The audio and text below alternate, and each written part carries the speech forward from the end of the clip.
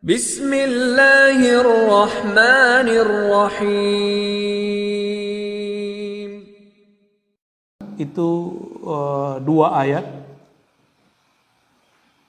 Sesungguhnya pada penciptaan langit dan bumi dan perubahan malam dan siang. Nah, ini unik.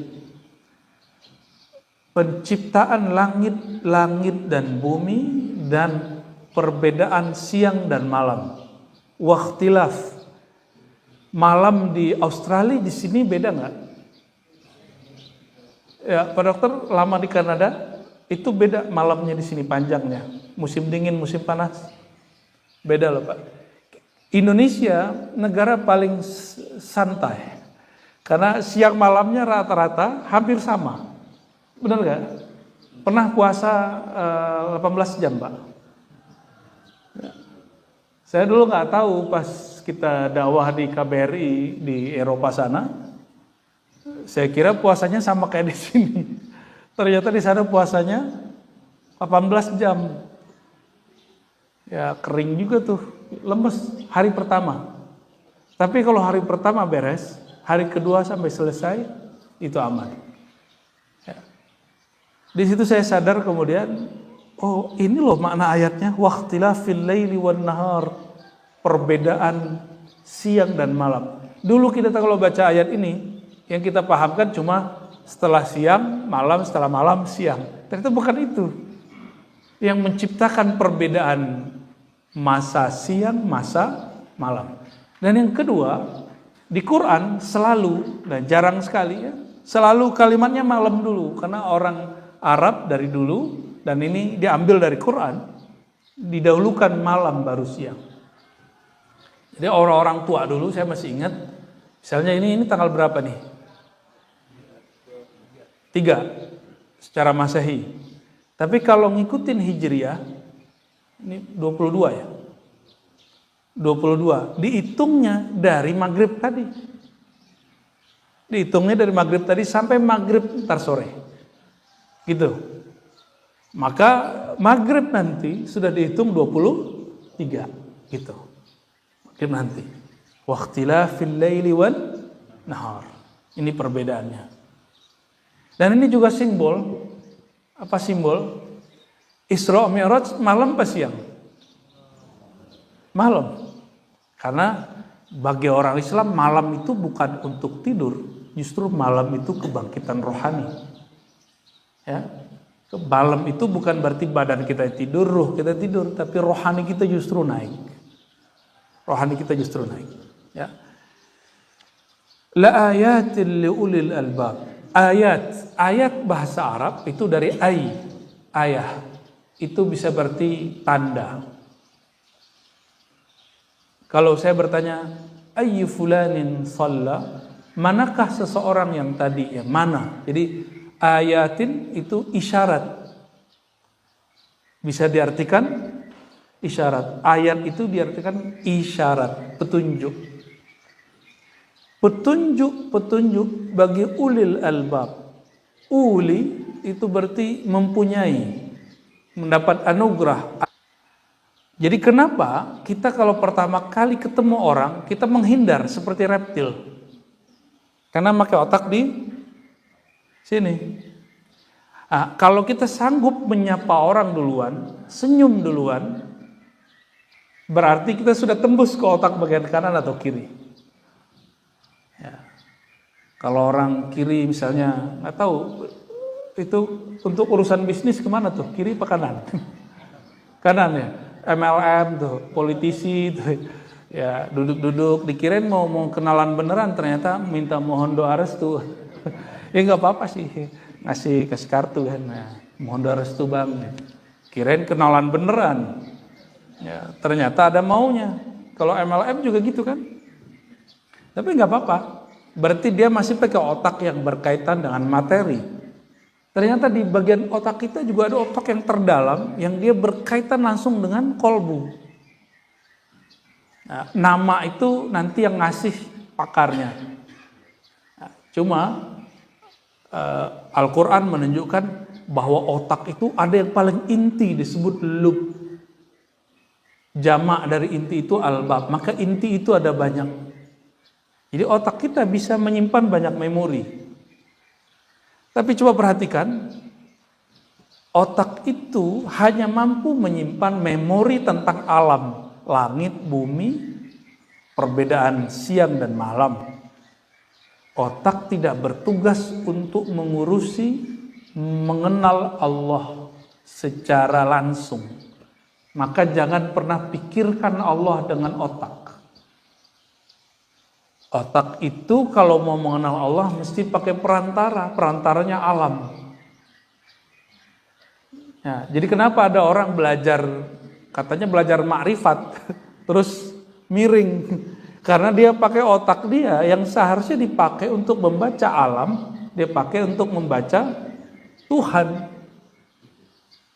Dulu ada namanya filosof Abu Bakar Ar-Razi, satu punya kitab, itu sudah menulis penyakit kejiwaan yang disebabkan memikirkan Tuhan. Itu disebut, udah muncul namanya. Cuma saya lupa karena saya bacanya tahun 2004. Sekarang sudah 2023. Abu Bakar Ar-Razi itu dituduh oleh orang yang tidak paham bahwa dia mengingkari kenabian. Pas kita cek ada profesor di Mesir namanya Syekh Abdul Latif, ya, dia mengatakan nggak begitu. Abu Bakar Ar-Razi tidak membahas kenabian bukan berarti dia anti tentang nabi. Namanya Abu Bakar Ar-Razi. Dialah filosof dokter. Jadi ada dokter, ada pemikir. Kalau dokter itu dia ngikutin SOP aja, Pak. Tapi kalau thinker, dia bisa berpikir ulul albab. Dia mengkritisi SOP yang ada. Dan dia menciptakan model yang baru. Nah, itu yang diperlukan. Negeri ini kurang menghargai yang begituan. Yang mantan menteri itu siapa? Yang kemudian pakai teori cuci otak itu siapa? Terawan. Ya. Kita perlu orang-orang begitu, Pak. Salah dan benar nanti, ya. Toh secara eksperimen dia sudah membuktikan banyak yang berhasil, walaupun ada juga yang gagal. Kita perlu ada orang-orang nakal sedikit. Tapi jangan banyak-banyak yang begitu. Ya, bisa rusak juga nanti rumah sakit nanti sepi, Bah. Saya ketemu juga ada dokter Cina, tapi bukan mualaf. Dia emang kakeknya Islam dari Bangka. Dia menemukan metode mix antara akupuntur ala Cina, Korea, Jepang. Ya, terserah kita sepakat atau tidak, tapi dia bisa menemukan itu. Kita perlu orang-orang begitu. Saya tanya, sudah ada pewarisnya belum, Dok? Sampai sekarang belum, karena syarat ilmu saya di satu, dia mesti menguasai, dia harus basicnya dokter saraf. Kalau nggak dokter saraf nggak bisa. Nanti orang saraf nanti ditusuk sama dia. Ya, ini contoh-contoh ya.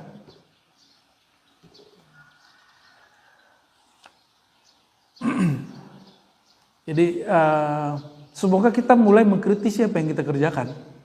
Kok saya bekerja begini mulai dari kemarin ya gitu. Nah, itu baru ulul albab namanya. Baru ulul albabnya. Saya juga sama, Pak. Cara baca kitab yang model lama itu saya kritisi. Ini kalau begini nggak hatam-hatam nih ngaji kitab. Jadi di pesantren-pesantren ternyata ada kitab teks, ada kitab penjelas teks. Kebanyakan terjebak membaca uraian penjelasnya. Sedangkan kitab intinya, teksnya tidak dibaca. Nah, sekarang ini tabiat orang Islam. Sibuk di penafsiran, tapi melupakan ayat yang ditafsirkan. Berantemlah Salafi Wahabi dengan Aswaja NU. Ya kan? Coba karena urusan apakah Allah duduk di aras atau tidak. Ya. Dan itu tengkarnya luar biasa. Itu pertengkaran itu yang membuat orang mundur, yang nggak maju-maju dalam mentafsir ayat.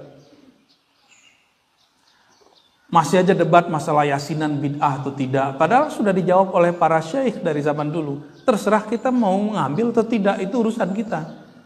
Ya, masih aja debat masalah apakah Fatihah nyampe apa enggak. Itu kan perdebatan jadul semua. Masih aja debat masalah kalau ada orang meninggal terus sholawatan yasinan 7 hari, 10 hari. Masih debat begitu. 40 hari, 100 hari, 1000 hari. Sudah ada orang yang menjawab dalilnya. Cuma kan kita nggak mau baca. Kita pengennya kalau beda kita tuduh dia Hindu. ya. Tuduh dia Buddha. Pengennya begitu. Padahal sudah ada jawabannya. Kita kalau nggak sepakat dengan yasinan orang atau tadi imam kunut subuh, kita kemudian ingin nyerang, itu bid'ah. Masih begitu cara berpikirnya. Ya. Makanya nggak maju-maju hukum Islam itu. Ketika muncul tawaran yang bagus, ada kompilasi hukum Islam, tapi didominasi kelompok feminis. Kelompok feminis ini bikin hukum yang menguntungkan kelompok perempuan tertentu, tapi bukan perempuan yang lain.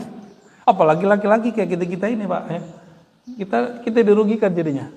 Ini contohnya. Jadi mereka merumuskan hukum pun dengan nafsu, bukan karena dia sebagai hamba Allah. Ya. Pernah dengar Ibnul Haytham yang menemukan lensa yang sekarang bisa jadi kamera? Ibnul Haytham itu dia ternyata juga seorang insinyur. Dulu orang itu multi talent. Ketika dia diminta oleh kerajaan Mesir untuk mengurusi irigasi, mengantisipasi banjir di Mesir, apa yang terjadi? Gagal, Pak. Mau ditangkap sama askar, dia pura-pura gila. Pura-pura gila. Kebayang nggak orang-orang pura-pura gila? Orang Mesir kan mukanya hampir sama aja tuh ya. Udah jenggotan, copot serbannya, dia kayak orang gila, nggak jadi ditangkap. Karena secara produk hukum, dia ngerti hukum. Hukum tidak berlaku kepada orang gila. Sampai meninggal si raja, dia pura-pura sehat lagi, aku udah sehat lagi gitu. Ya. Sempat di penjara, waktu di penjara, dia melihat cahaya kok memantul. Dan itu kebalik. Nah, pantulan seperti itu yang keluar dari lubang, menjadilah sekarang lensa. Jadi gilanya bener. Itu orang gila tuh, Pak. Orang gilanya kita, Ibnul Haytham, inilah yang sekarang semua orang di dunia dia berhutang kepada Ibnul Haytham, ya. Dan Ibnul Haytham ternyata seorang ahli sunnah wal jamaah. Ya. Dia nggak ribut lagi masalah kunut subuh, masalah yasinan, udah nggak ribut lagi. Tapi kita kan masih senang ribut yang begituan. Nah, lalu di ayat 151 Al-Imran, kalau tadi tafakkur bagi orang ulul albab objeknya adalah alam, alladzina yadhkurunallaha qiyaman wa qu'udan wa 'ala junubihim, orang-orang yang ingat Allah berdiri, duduk dan berbaring. Nah, berdiri ini oleh para sufi dipraktekkan dengan whirling, menjadi seni. Tahu whirling yang tari itu? Sebenarnya itu seni, itu bukan sufi. Itu seni sufi. Itu yang jadi Rumi. Ya. Kalau pernah Bapak Ibu ke Sumatera atau ke Sulawesi, ada namanya ratib berdiri. Zikir tapi berdiri. Pernah ngeliat gak zikir berdiri? Belum ya? Itu bukan ajaran Syiah, itu ajaran Ahlus Sunnah wal Jamaah. Ya. Kalau di Mesir banyak. Di Maroko banyak orang kalau jadi setiap kali maulid nanti ada prosesi selain mahal qiyam itu zikir berdiri. Mereka baca la ilaha illallah. Jadi kepalanya naik turun nanti barengan begitu. Lama-lama kemudian mereka loncat begitu. Naik badannya. Mengikuti alur batinnya. Dan itu bukan ajaran sesat. Difatwakan oleh ulama-ulama Al-Azhar, pemimpin Darul Ifta, ya, masyaikh mereka. Inilah ayatnya. Orang yang berzikir berdiri, duduk dan berbaring. Ini pertanyaan, kalau lagi berbaring tidur, lidah masih bisa zikir nggak? Lagi tidur, Bu. Kalau tidur pikirannya, akalnya hilang nggak? Gimana? Orang lagi tidur, dia akalnya sadar nggak? Terus yang berzikir siapa? Siapa yang berzikir? Ruh. Kenceng amat, cepat amat langsung. Ujungnya ruh, tapi sebenarnya dimulai dari kolbu. Dimulai dari kolbu. Maka zikir sebelum tidur beda dengan zikir saat tidur. Ayatnya berbicara tentang wa'ala junubihim, dalam keadaan berbaring atau tidur mereka masih ingat Allah. Ini yang disebut zikir alam bawah sadar. Jadi qiyam, qu'ud, berdiri, duduk itu zikir lagi sadar. Zikir dalam keadaan sadar, kalau terus diresapi, dia akan masuk ke alam memori bawah sadar kita. Inilah yang membuat orang-orang dalam tidurnya, kalau sebelum tidur dia rindu Rasulullah SAW, dalam tidurnya dia bermimpi ketemu Rasulullah SAW.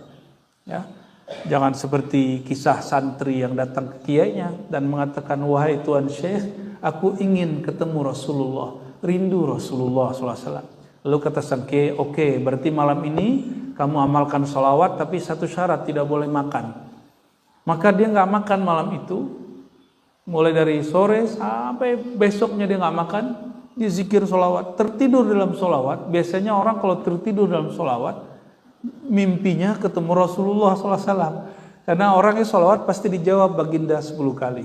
Satu sholawat 10 kali. Kalau 100 sholawat 1000 kali jawaban baginda Rasulullah SAW.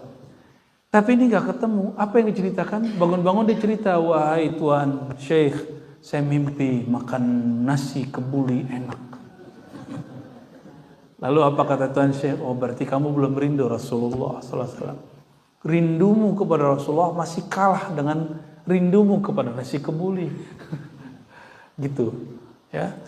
Jadi kita kenapa enggak dia kasih anugerah bertemu di alam bawah sadar baginda Rasulullah SAW, pada beliau, rohani beliau itu masih hidup. Jangankan beliau para syuhada yang wafat, dikatakan masih hidup di sisi Allah. Apalagi para nabi yang diikuti para syuhada. Jadi para syuhada yang di Gaza itu, rohani mereka mati fisiknya, tapi rohaninya hidup. Apalagi Rasulullah SAW. Maka bagaimana cara ketemu? Caranya matikan fisikmu sebelum betul-betul mati. Nanti alam bawah sadar kita yang menguasai diri kita.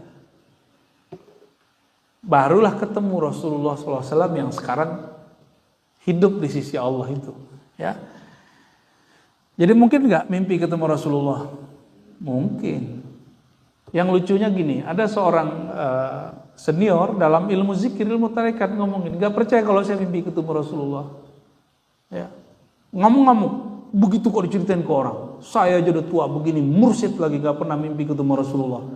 Lo derita lo, ya kan? Ya. Masa guru zikir, guru sholawat nggak pernah mimpi ketemu Rasulullah?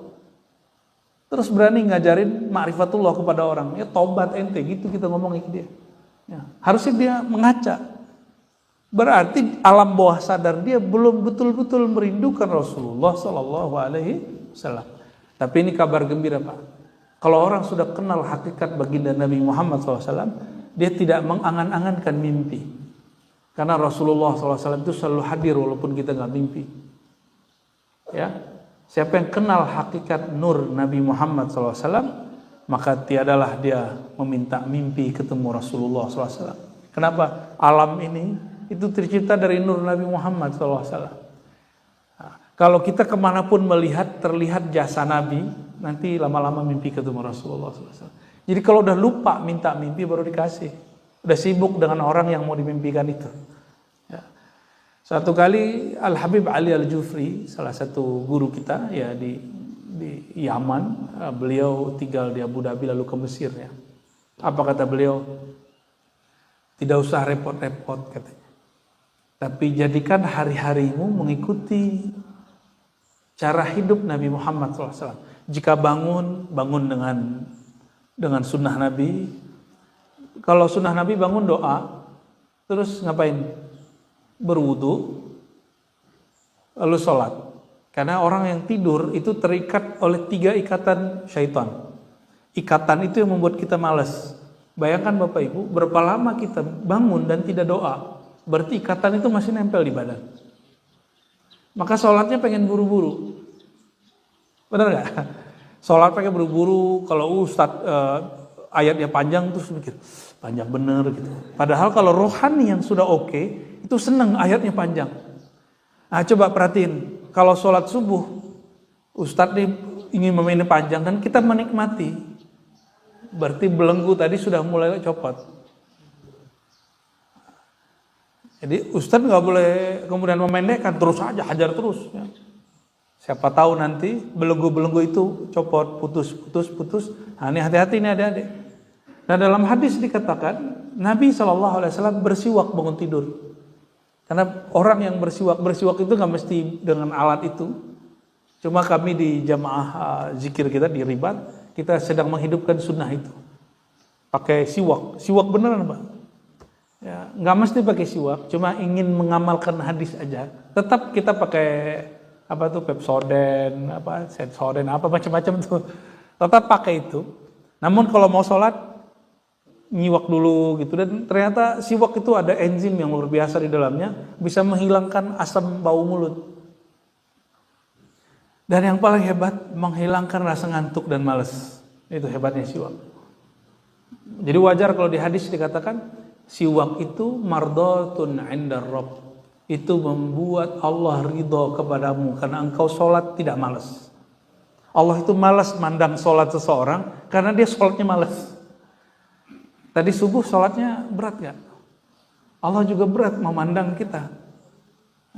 Ana 'inda dhanni 'abdi, aku berdasarkan persepsi keyakinan hambaku. Kalau kita berangkat sholatnya malas, maka Allah juga malas ngelihat kita. Ya.